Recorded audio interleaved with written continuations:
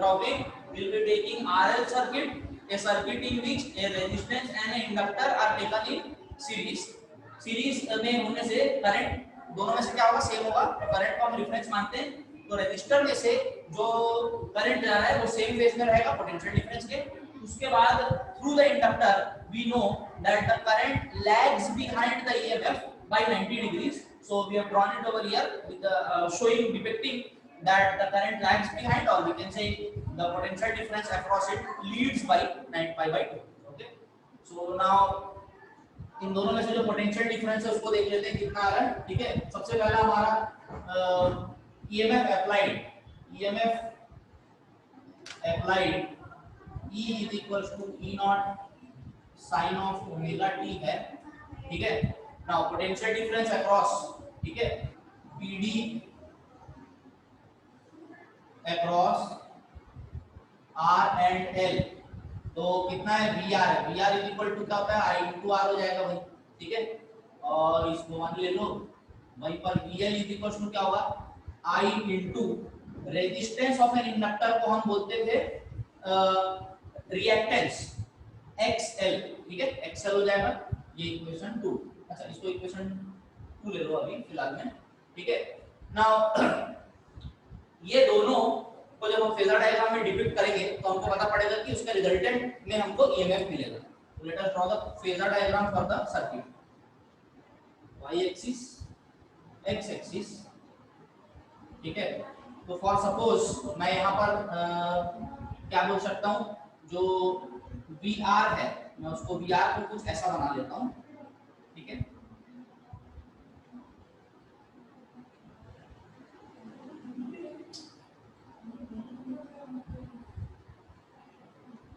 This is my VR, और उसके साथ में करंट क्या होगा, सेम फेज में रहेगा, तो करंट इधर हो जाएगा. अब करंट से VL क्या कर रहा है, लीड कर रहा है. ठीक है, कितने से, पाई बाई 2 से. तो अगर हम उसको यहाँ बनाएंगे तो पाई बाई 2 कुछ ऐसा आएगा.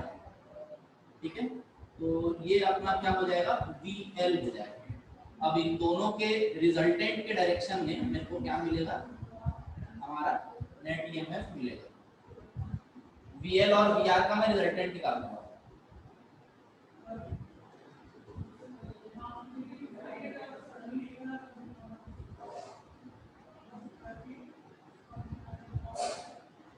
हो रहा है 90 डिग्री देख लेना. ठीक है, इन दोनों के बीच का एंगल कितना है, पाई बाई 2 है ना, पाई बाई 2. इनका रिजल्टेंट जहां पर मिलेगा वहां पर मेरे को नेट EMF मिलेगा.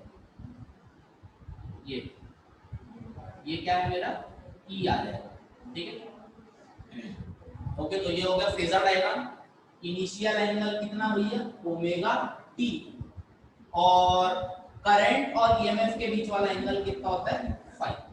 ठीक, okay, so this completes my phasor diagram for RL circuit. ये समझ में आ रहा है सबको. ठीक है, हाँ, तो अब मेरे को क्या निकालना है, VL और VR का रिजल्टेंट निकालना है. तो E मिलेगा, तो हम क्या लिख सकते हैं भाई, E का square is equal to VL VR का स्क्वायर प्लस VL का स्क्वायर, यही होगा. तो E is equal to root over VR का स्क्वायर प्लस VL का स्क्वायर. ठीक, put the values. E is equals to root over में VR की जगह IR का होल स्क्वायर प्लस VL की जगह I इंटू XL का होल स्क्वायर. I कॉमन आ जाएगा, बाहर आ जाएगा, सीधा सीधा I बचेगा क्या, root over R square plus XL का स्क्वायर. ये बचेगा भाई. ठीक है, I स्क्वायर हमारा, हाँ नहीं ठीक है, ये भी स्क्वायर है. अगर स्क्वायर है तो रूट नहीं रहेगा. हाँ, तो ठीक है, ये E है, तो E by I is equal to, root को अगर हम यहाँ से हटा देते हैं अभी तो फिलहाल में लिखो, R स्क्वायर प्लस XL का होल स्क्वायर. ठीक है। इसी को क्या बोलते हैं हम लोग, इम्पीडेंस। जब हमारे सर्किट में रेजिस्टेंस प्लस इंडक्टर रहेगा तो क्या बनेगा, इम्पीडेंस हो जाएगा। तो इसको हम क्या बोलेंगे, impedance Z is equal to root over R square plus XL को हम क्या बोलते हैं, ओमेगा एल, ठीक है। तो ओमेगा एल, ये वैल्यू याद है, since XL is equal to omega L, ठीक है। ये डायग्राम तो अच्छा स्क्वायर में होगा, ओमेगा स्क्वायर एल स्क्वायर आएगा, ठीक है। So this is my value for impedance of A RL circuit, ये इतना वैल्यू आ गया, ठीक है। अब यहाँ से कोई पूछे कि भाई फ्रीक्वेंसी के ऊपर कैसा डिपेंडेंट है, तो भाई omega is equal to 2 pi F आ जाएगा। तो डायरेक्टली प्रोपोर्शनली हो रहा है एक तरह से, भाई रूट में हो स्क्वायर में हो कुछ भी हो, अपॉन में तो जाएगा नहीं, ठीक है। तो कितना हो जाएगा, डायरेक्टली प्रोपोर्शनली होगा। अब मेरे को tan फाई बताना है, tan फाई मतलब क्या, E और I के बीच का एंगल, E और I, ये I कैसे आया था पता है, फेज में है इसीलिए। tan of phi y by x होता है, y एक्सिस में मेरा कौन सा वैल्यू आ जा रहा है, VL अपॉन VR, तो कितना हो जाएगा भाई, XL upon I cancel out हो जाएगा, ठीक है। तो IXL into IR करने से आएगा, ये कितना हो जाएगा भाई, XL अपॉन R आएगा, ठीक है। XL अपॉन R, XL का वैल्यू भी पुट कर दोगे तो tan phi is equal to omega L by R, ठीक, ये वैल्यू आ गई, ये बताना था आपको, ठीक है। अब इसमें अगर आपको डिपिक्ट करना है कि okay, so now let us start with series LCR circuit. LCR in the sense circuit which is containing inductor, capacitor as well as a resistance which are joined in series. In the individual potential drop across capacitor, resistance, inductor is given by VL, VC and VR. The phase difference, lag and lead are shown in the diagram as per in which the current with respect to the current, the potential across capacitor lags by pi by 2 and potential across the inductor leads by pi by 2 and across the resistor it is in phase parallel. So across the circuit the EMF applied is E naught sin omega t. जब हम individual potential drop देखेंगे तो VL is equal to I into XL हो जाएगा, VC is equal to I into XC हो जाएगा and VR is equal to I into R. This is equation 1. ठीक है। Now let us first draw the phasor diagram and then we'll come to know what is, हमको किसके बीच का basically निकालना है, ठीक है, E के लिए। सो इसमें याद रहे VL, VC और VR दोनों लगा हुआ है, हमारा y एक्सिस ये हो जाएगा और ये दिस वुड बी माय, तो ये y axis, x axis, sorry y axis and x axis. Current को एक रेफरेंस ले लेते हैं कि करंट को हम रेफरेंस मान रहे हैं, उसके हिसाब से हमारा फेजर डायग्राम बनेगा, ठीक। तो हमारा इनिशियल जो फेज है, अगर VR है तो उसी के फेज में मेरे को क्या मिलेगा, करंट भी मिलेगा, ठीक है। तो वो initial phase omega T, okay. अब देख लो वहां पर VC जो होता है करंट के साथ से लीड करता है पाई बाय 2 से, ठीक है। वो लीड करता है, इसका मतलब मैं VC यहाँ पर बनाऊंगा पाई बाय 2 पर, ठीक है। This would be my VC, sorry lag करता है, ये मेरा VL हो जाएगा जो लीड करता है, ठीक है। I के रिस्पेक्ट में VL लीड कर रहा है, कितने से, पाई बाय 2 से। अब उसके बाद हमारा क्या लाई कर रहा है, कैपेसिटेंस लाई करेगा, सीरीज LCR सर्किट इसे बोलते हैं, इंडक्टर के बाद कैपेसिटर आ रहा है, तो कैपेसिटर जो होगा उसमें पोटेंशियल ड्रॉप हो जाएगा, कुछ कम बनेगा, ठीक है। तो इस फेजर के लेंथ से थोड़ा छोटा बनाना है हमको VC का फेजर, ठीक है, VC का phasor. So this would be my VC। क्यों, अब देखो करंट के हिसाब से 90 डिग्री से लैग भी कर रहा है, मतलब ये तो VL और VC के बीच का फेज डिफरेंस कितना हो जाएगा, 90 90 180 डिग्री, ठीक है। तो 180 का फेज डिफरेंस आ रहा है, ठीक। हां सर VL छोटा होना चाहिए। अब देखो VL और VC total out of phase है, मतलब कि 180 डिग्री का डिफरेंस है, तो जो नेट पोटेंशियल बचेगा वो कहां पर बचेगा, VL के डायरेक्शन में, और वो कितना बचेगा, सपोज VL के डायरेक्शन में होगा तो वो कितना हो जाएगा, VL माइनस VC बचेगा, ये समझ आ रहा है। VL माइनस VC की जो वैल्यू होगी वो यहाँ पर बचेगी, और हम ये बोल सकते हैं जो नेट पोटेंशियल आ रहा है कौन सा VL माइनस VC वो VR से लीड पर है, कितने पर 90 डिग्री पर लीड पर, ठीक है। VL माइनस VC I से 90 डिग्री पर लीड पर, ठीक है, हम ये बोल सकते हैं, ठीक। अब तो भाई जो हमारा नेट ईएमएफ आएगा, ठीक है, वो किसके बीच का आएगा भाई, VL VC तो आउट ऑफ अब पिक्चर से हट गया, VL माइनस VC और VR के बीच का हम रिजल्टेंट निकालेंगे तो हमारा नेट ईएमएफ आ जाएगा, ठीक है, मतलब इनके बीच में हमारा वो बन जाएगा ईएमएफ, ठीक। तो निकालना क्या है मेरे को, ये that is E square is equals to VR का square plus VL minus VC का होल स्क्वायर, ठीक, ये बोल सकते हैं। इसका रिजल्टेंट देख लो, ऐसे करके बनेगा भी,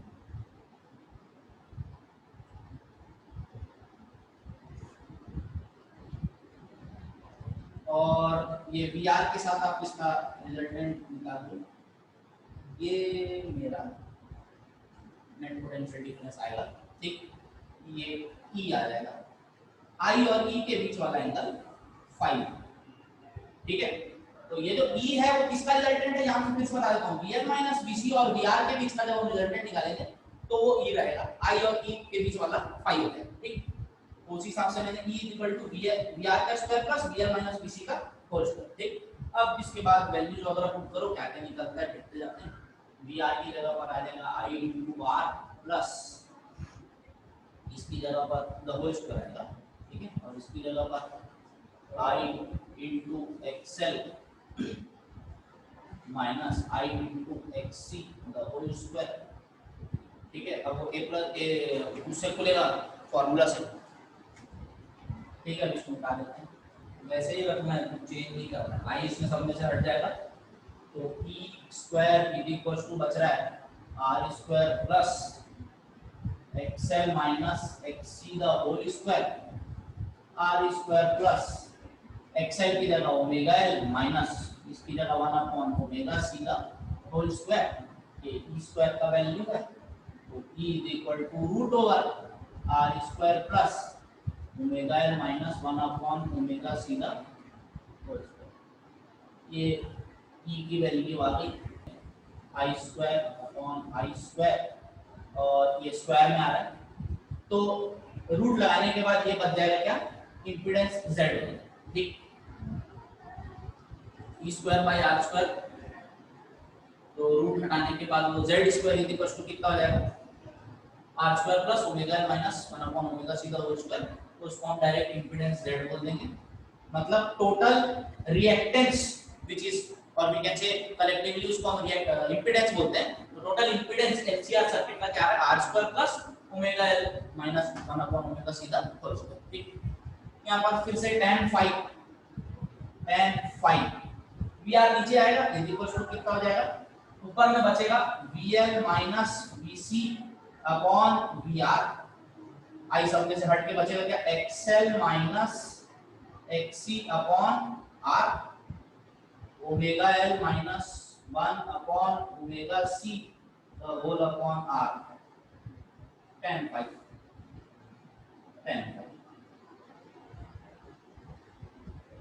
ठीक है। तो ये डिराइव करने के लिए आता है, ठीक, कि भाई what is the face angle between I and net EMF E in a LCR circuit, that is equals to omega L minus 1 upon omega C the whole upon R.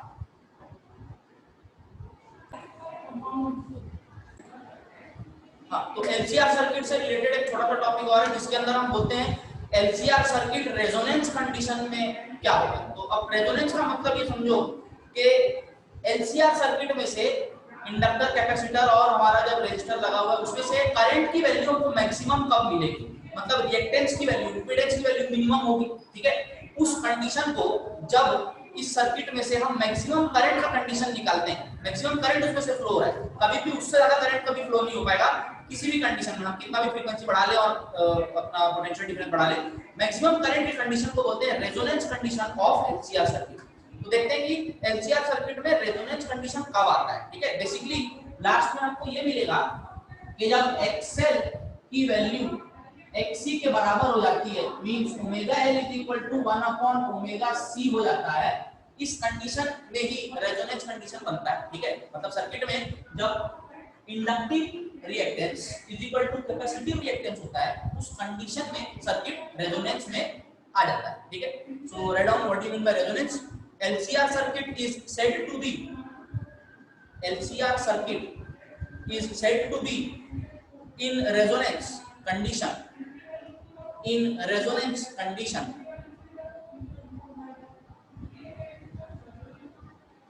when the current through it has maximum value, when the current through it has maximum value। इस statement का क्या मतलब हुआ? जो current इसमें से जा रहा है वो मैक्सिमम वैल्यू का मतलब क्या है? पीक वैल्यू को पकड़ रहा है कि नहीं? जो स्टेटमेंट लिखे उसका मतलब क्या है? Current through the circuit I is having maximum value I is equal to I naught, ये तो बोल रहे हैं, ठीक है। चलो तो अब याद करते हैं LCR सर्किट का इंपीडेंस कितना होता है? Z is equal to root over क्या होता था भाई? R स्क्वायर प्लस क्या होता था? XL minus XC the whole square, यही था हमारा वैल्यू, ठीक। अब I naught is equal to E naught by Z हो जाएगा, is equal to E naught by I is equal to V by R से पुट कर रहे हैं, रूट ओवर कितना? R square plus XL minus XC the whole square, ये लिख सकते हैं I नॉट की वैल्यू है, ठीक है।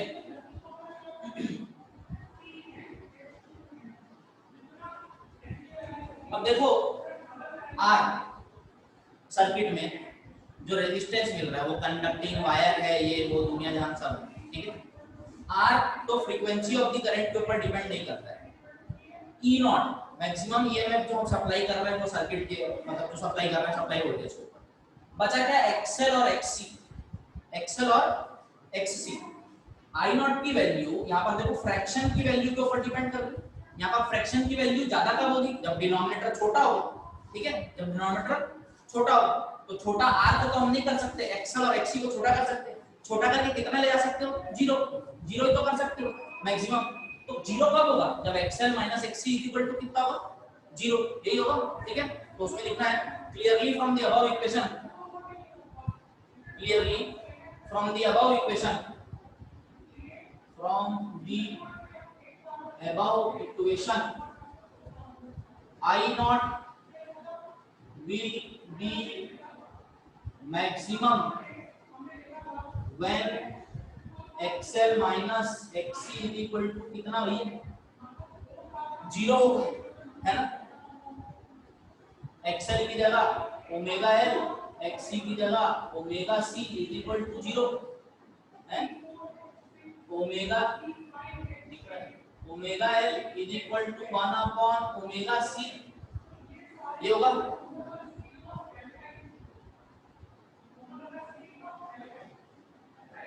ठीक, सॉल्व करते जाओ। देखो यहाँ से किसके लिए सॉल्व करना है हमको? बेसिकली ओमेगा के लिए। ये ऊपर अगर मल्टीप्लाई हो जाता है तो omega square is equal to 1 upon LCR और omega square is equal to 1 upon root omega is equal to 1 upon root LC, ठीक है। तो ये कंडीशन हम लगा चुके हैं, मैक्सिमम करंट कंडीशन के लिए बता रहे हैं हम, ठीक है। उस कंडीशन में फ्रीक्वेंसी, इसी को बोलते हैं रेजोनेंट फ्रीक्वेंसी, ठीक है। क्या बोलते हैं? Resonant frequency, resonant frequency omega कितना हो रहा है? 1 अपॉन LC। डायरेक्ट क्वेश्चन आता है कभी भी the circuit is in resonance, तो हमको डायरेक्ट ये फॉर्मूला याद आना चाहिए, ओमेगा इज इक्वल टू क्या लगाना है? 1 upon LC। What is the resonant frequency of a circuit, of LCR circuit? 1 upon root over LC। When what is resonance condition? When XL is equal to XC, that is XL minus XC is equal to 0। ये condition को resonant frequency बोलते हैं, ठीक है। तो resonant frequency लिख लेना, resonant frequency omega R is equal to 1 upon root over LC बोल देंगे। ओमेगा की जगह हम 2 पाई FR बोल देते हैं, 2 pi FR is equal to 1 upon root over LC। FR is equal to 1 upon 2 pi root over LC, ये मेरा फ्रीक्वेंसी की बात कर रहे हैं। देखो ओमेगा को भी हम कभी कभार क्या बोलते हैं, फ्रीक्वेंसी बोलते हैं। इन टर्म्स ऑफ अगर रेजोनेंट फ्रीक्वेंसी डायरेक्टली एफएस की बात करते हैं तो 1/2 पाई रूट ओवर। अब रेजोनेंस या क्यू फैक्टर किसको बोलते हैं? रेजोनेंस कंडीशन में क्या होता है, करंट की वैल्यू मैक्सिमम होती है, ठीक है, I = I नॉट, इसी को रेजोनेंस कंडीशन बोलते हैं। अब यहाँ पर जो शार्पनेस या क्यू फैक्टर की बात करते हैं, क्यू फैक्टर एक रेशियो है जो कि रेजोनेंट फ्रीक्वेंसी अपॉन बैंडविड्थ होता है। बैंडविड्थ यहाँ पर होता है डेल्टा ओमेगा। अब डेल्टा ओमेगा डिसाइड कैसे करते हैं?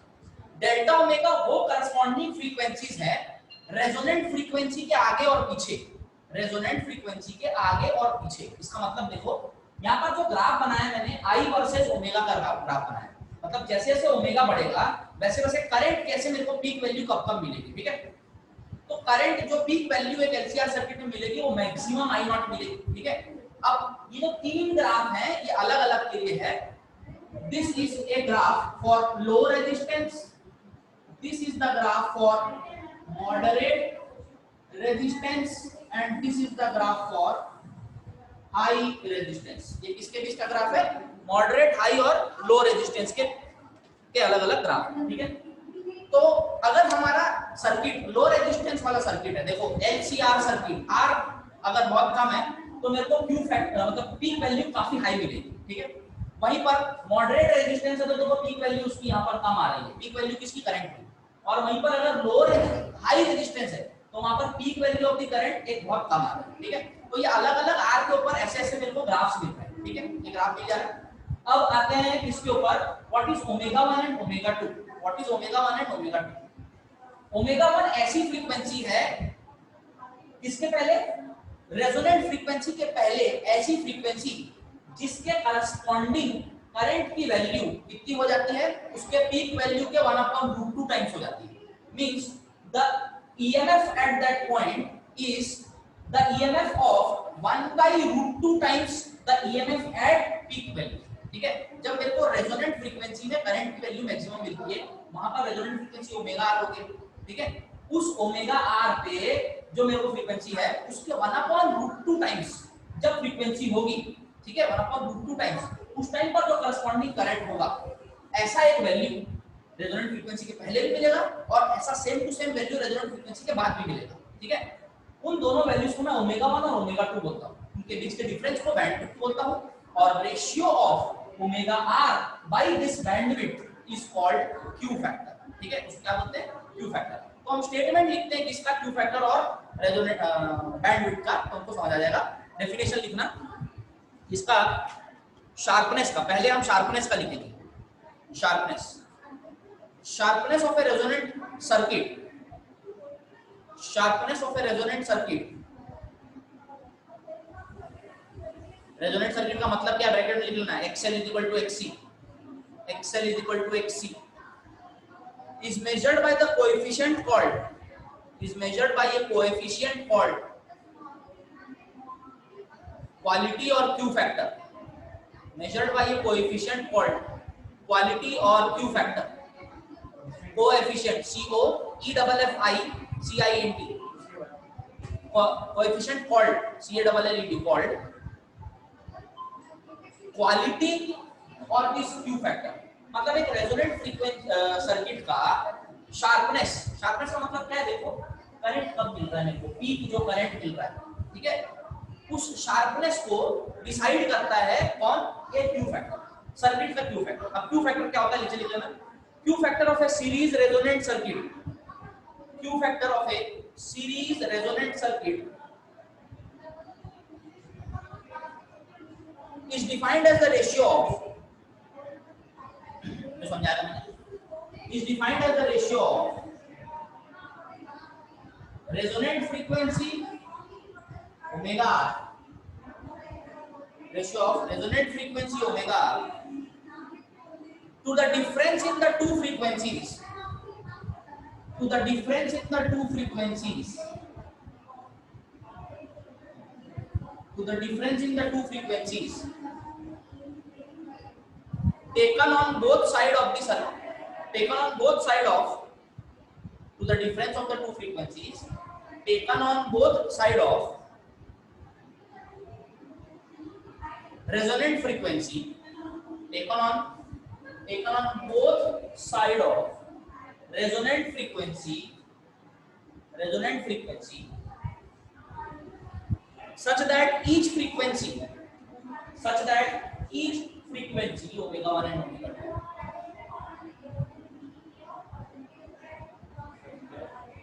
each frequency the current amplitude becomes such that each frequency के बीच में add लगा देना such that at each frequency